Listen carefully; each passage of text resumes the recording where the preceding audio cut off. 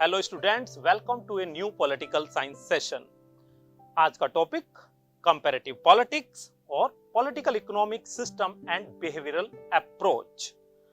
आज के सेशन की शुरुआत करते हैं एक डेली के एग्जाम्पल से।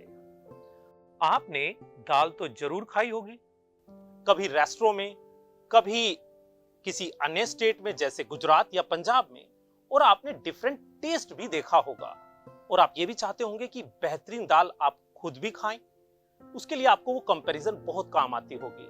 ऐसा ही कुछ हम पॉलिटिकल साइंस में भी करते हैं और इसको हम कहते हैं कंपैरेटिव पॉलिटिक्स। तो आइए समझते हैं what is the basic definition of comparative politics. Comparative politics में हम स्टडी करते हैं और कंपेयर करते हैं डिफरेंट पॉलिटिकल सिस्टम्स को अराउंड द वर्ल्ड, और इस दौरान हम पॉलिटिकल एक्सपीरियंसेस, उनके इंस्टीट्यूशन, बिहेवियर और प्रोसेस को भी डिफरेंटली एनालाइज करते हैं।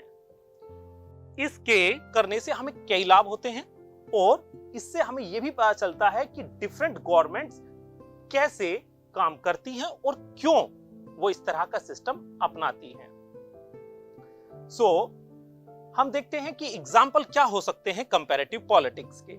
फॉर एग्जाम्पल, कि डिफरेंस क्या होता है प्रेसिडेंशियल और पार्लियामेंट्री सिस्टम में, या फिर डेमोक्रेसी और डिक्टेटरशिप में क्या डिफरेंस होता है और क्यों होता है ऐसा।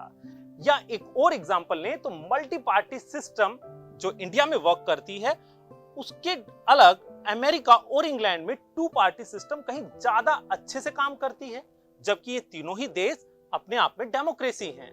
तो यहां पर कंपैरेटिव पॉलिटिक्स बहुत काम आती है। आइए ये भी समझते हैं कि पर्पस और एडवांटेजेस क्या हैं कंपैरेटिव पॉलिटिक्स के। सबसे पहले, इसके द्वारा हमें आइडेंटिफाई होती है सिमिलरिटीज और differences around the world, different democracies में या फिर अन्य जो देशों में। इसके अलावा हमें गेन ए ब्रॉडर पर्सपेक्टिव। जब हम डिफरेंट सिस्टम्स को देखते हैं, डिफरेंट प्रोसेस को देखते हैं कि अमेरिका का पॉलिटिकल सिस्टम कैसे वर्क कर रहा है, नॉर्थ कोरिया का कैसे कर रहा है, चाइना का कैसे कर रहा है, तो हमारे पास एक ब्रॉडर पर्सपेक्टिव होता है और उसके द्वारा हम अपने संस्थानों में, अपने इंस्टीट्यूशन में बेहतरीन कार्य प्रणाली ला सकते हैं। फिर फोस्टर क्रिटिकल थिंकिंग स्किल्स, ये भी हमारी एनरिच होती हैं कंपैरेटिव पॉलिटिक्स के दौरान। जैसा हम समझ पाते हैं कि साउथ अफ्रीका में, ऑस्ट्रेलिया में या यूरोपियन देशों में अगर वहां के सिटीजन्स को नए अधिकार मिले हैं, तो फिर क्या वो इंडिया में भी मिल सकते हैं। तो इस तरह से हम क्रिटिकली एनालाइज भी करते हैं वर्ल्ड की डेमोक्रेसीज को। हम ये देखते हैं कि आंदोलन क्यों होते हैं और उनका बेहतरीन समाधान क्या हो सकता है। ऐसा भी हम क्रिटिकल थिंकिंग स्किल्स के द्वारा ढूंढ पाते हैं कंपैरेटिव पॉलिटिक्स के दौरान। तो ये तो बात हुई पर्पस और एडवांटेजेस की कंपैरेटिव पॉलिटिक्स के दौरान। आइए अब हम कुछ मॉडर्न अप्रोचेस की बात करते हैं। आज के सेशन में सबसे पहले करेंगे पॉलिटिकल इकोनॉमिक अप्रोच, फिर system approach and lastly behavioural approach की।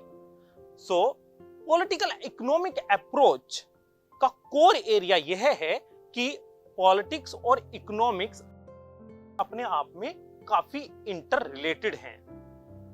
इसी के साथ इसको हम ऐसे भी देख सकते हैं कि प्रोडक्शन और डिस्ट्रीब्यूशन जो पार्ट हैं, कोर पार्ट हैं इकोनॉमिक्स के, उनके ऊपर फाइनल डिसीजन कौन लेता है? पॉलिटिकल मास्टर्स, यानी कि गवर्नमेंट। तो हम कह सकते हैं कि गवर्नमेंट अथॉरिटी जो होती है वो फाइनल से करती है इकोनॉमिक के विषय में। इसको आइए एक एग्जांपल के थ्रू और देखते हैं। जैसे गवर्नमेंट ये डिसीजन लेती है कि कौन सी इंडस्ट्री में उनको इन्वेस्ट करना है या कौन से सेक्टर में इन्वेस्ट करना है, क्या फार्मिंग में करना है, हैवी इंडस्ट्री में करना है, एविएशन में करना है। तो इन सभी का एक सिग्निफिकेंट इंपैक्ट होता है रोजगार के ऊपर, इकोनॉमी के ऊपर, जीडीपी के ऊपर। लेकिन ये सब कर कौन रहा है? ये सारे पॉलिटिकल डिसीजन होते हैं। तो जब हम पॉलिटिकल इकोनॉमिक अप्रोच में अगर हम देखें तो पाते हैं कि पॉलिटिक्स को समझने के लिए इकोनॉमिक्स की समझ बहुत जरूरी है और ये हमारी कंपैरेटिव पॉलिटिक्स में भी बेहद काम आती है। आइए एक सेकंड अप्रोच की बात करते हैं, सिस्टम अप्रोच। सिस्टम अप्रोच बात करती है सोशल इन्वायरमेंट की। यहां यह भी जानना जरूरी है कि ये अप्रोच दरअसल बायोलॉजी और नेचुरल साइंस से आई, जो ये कहती है कि पॉलिटिकल सिस्टम जो है वो आइसोलेशन में वर्क नहीं करता है, वो एक सोशल इन्वायरमेंट में वर्क करता है।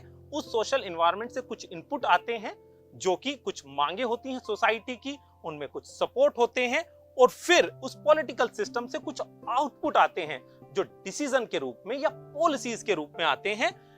आइए इन्हीं बातों को इस डायग्राम के थ्रू भी हम समझने की कोशिश करते हैं।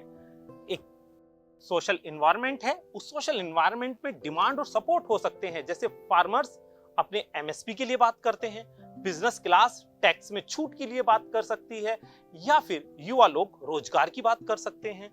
अगर उनका सपोर्ट अच्छा है तो वो पॉलिटिकल सिस्टम में जाएंगे, और पॉलिटिकल सिस्टम वहां कुछ निर्णय और पॉलिसीज के द्वारा एक आउटपुट देगा।